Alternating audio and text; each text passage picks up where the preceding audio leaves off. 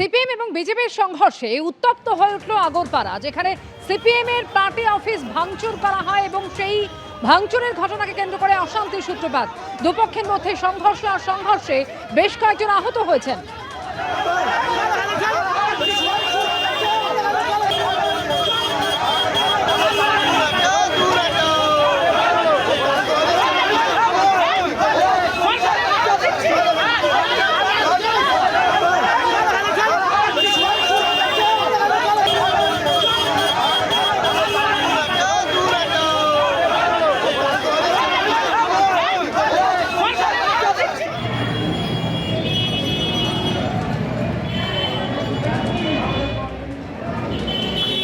ছবি দেখতে পাচ্ছেন, আগরপাড়ায় সিপিএম এর এই পার্টি অফিস ভাঙচুর করা হয়েছে এমনই অভিযোগ উঠছে।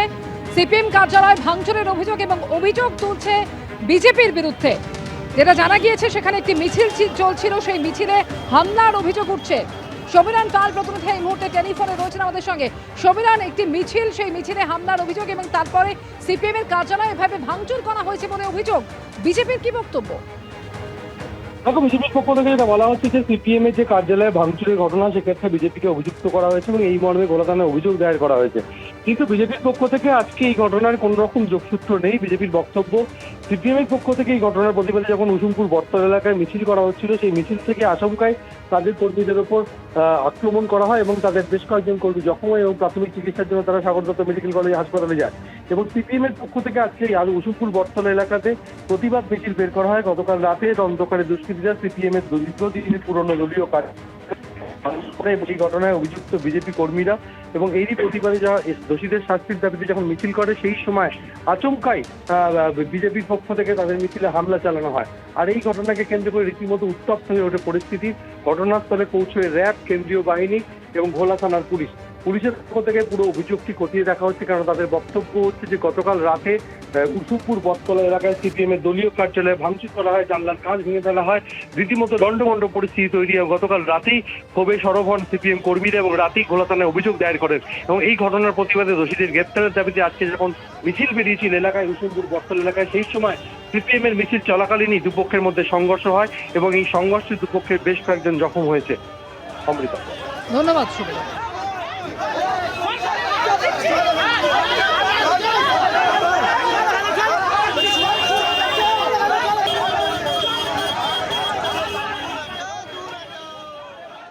দেখুন, আমরা তো এর আগে ভোটের পর আমরা তো দেখেছিলাম যে বিজেপি বহু জায়গায় সিপিএমের পার্টি অফিস খুলে দিয়েছে, আমি বলবো না, কিন্তু বিজেপি আসার পর সিপিএমের পার্টি অফিসগুলো বন্ধ ছিল, সেগুলো ঝাঁপ খুলেছে। এবার আমার বক্তব্য হচ্ছে যে যারা যাদবপুরে দেয়ালে লিখে রাখেন ভারতের টুকরো হওয়ার কথা, তাদের পার্টি অফিস একটু কেউ টুকরো টুকরো করে দিয়েছে, তা আমাদের কোনো রোল নেই। যারা টুকরোর কথা বলে তাদেরই হয়তো অপোজিট কেউ কিছু লবি টুকরো করে দিয়েছে। যাদবপুর কাণ্ডের প্রতিবাদে আজকে ফের পথে এবিভিপি এবং 8B মোড়ের কাছে আজকে তাদের প্রতিবাদ কর্মসূচি চলছে। আমাদের সঙ্গে রয়েছেন এই মুহূর্তে আমাদের প্রতিনিধি পার্থপ্রতিম ঘোষ। পার্থপ্রতিম, যাদবপুর কাণ্ডের প্রতিবাদে এর আগেও এবিভিপি পথে নামে, আজকে ফের তাদের প্রতিবাদ কর্মসূচি, কি বক্তব্য?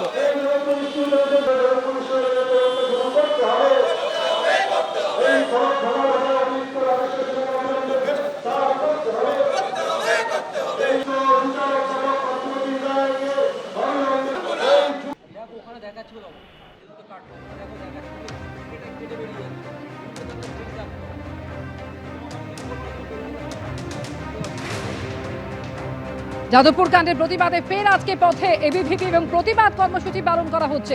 পার্থপ্রতিম ঘোষ আমাদের সঙ্গে রয়েছেন। পার্থ, দেখো, যাদবপুর কাণ্ডের প্রতিবাদে হচ্ছে এবিভিপির আবারও কিন্তু পথে নেমেছেন তারা এবং নেবে একেবারে 8B যে বাস স্ট্যান্ড তার সামনে রয়েছেন। হাতে একটা অভিযোগপত্র নিয়ে এবিভিপির যারা সমর্থকরা তারা রয়েছেন এবং এই যে অভিযোগপত্র মূলত আজকে কোন দাবি? একটাই দাবি, যাদবপুর বিশ্ববিদ্যালয়ে ফলক ভাঙার চক্রান্তের জন্য অধ্যাপক রাজেশ্বর সিংহাকে গ্রেপ্তার করতে হবে। এরই সাথে সাথে যাদবপুর বিশ্ববিদ্যালয়ের দেশ বিরোধী গতিবিধি আমরা বিভিন্ন পোস্টে এবং দেখতে পাচ্ছি, যেভাবে স্লোগান, কিষাণজির নামে স্লোগান, সার্জির নামে ছবি।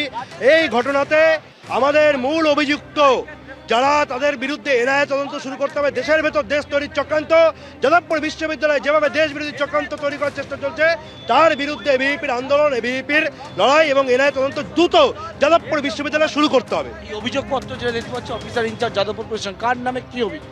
অধ্যাপক রাজেশ্বর সিনহা এবং পার্থপ্রতিম রায়ের নামে অভিযোগ। কেন? অভিযোগ এটাই, তারা যাদবপুর বিষয়ে দেশ বিরোধী চক্রান্তের মদত দিচ্ছেন।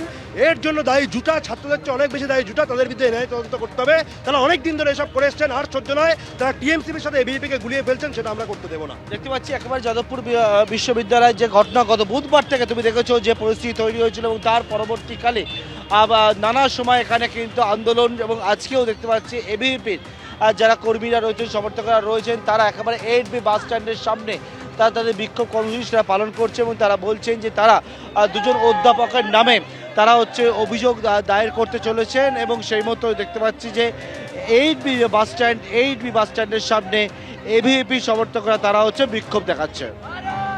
ধন্যবাদ পার্থ। কিন্তু জেনারেল বডির মিটিং ডাকা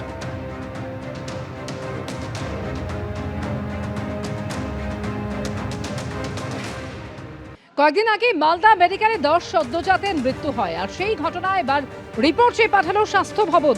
মালদা মেডিকেল কলেজ কর্তৃপক্ষের কাছ থেকে রিপোর্ট চেয়ে পাঠানো হয়েছে। মালদায় নবজাতকের মৃত্যুর হার বেড়েছে, তার কারণ জানতে চাওয়া হয়েছে। মালদা মেডিকেলে একদিনে 10 সদ্যজাতের মৃত্যু নিয়ে এমনই জানিয়েছেন স্বাস্থ্যমন্ত্রী।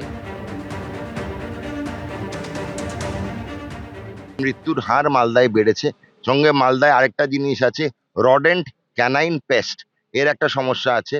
আমরা প্রত্যেকটা শোকজ করা হয়ে গেছে। আগামীকাল, আজকে ছুটির দিন বলে পাবো না স্বাস্থ্যভবন, তবুও আমি যাবো একটু পরে। আগামীকাল আমি শোকজ রিপোর্ট সব পেয়ে যাবো পেডিয়াট্রিক্সের কাছ থেকে।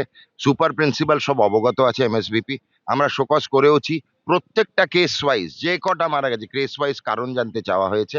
আমরা নথিগুলো পাই, তথ্য পাই, যা যা দরকার করণীয় সব দেওয়া হবে, সব করা হবে। কয়েকদিন আগে মালদা মেডিকেলে 10 সদ্যজাতের মৃত্যু হয় এবং সেই ঘটনায় রিপোর্ট চেয়ে পাঠিয়েছে স্বাস্থ্য ভবন। শ্বাসকষ্ট, জন্ডিস এবং হৃদযন্ত্রের সমস্যায় ভর্তি ছিল সদ্যজাতরা। 10 জনের মধ্যে 8 শিশুকে আনা হয়েছিল অন্য হাসপাতাল থেকে। প্রাথমিক রিপোর্ট পাঠিয়ে দেওয়া হয়েছে, দেওয়া হবে পূর্ণাঙ্গ রিপোর্ট। সদ্যজাতদের মৃত্যু নিয়ে এমনই প্রতিক্রিয়া মালদা মেডিকেলের সুপারের।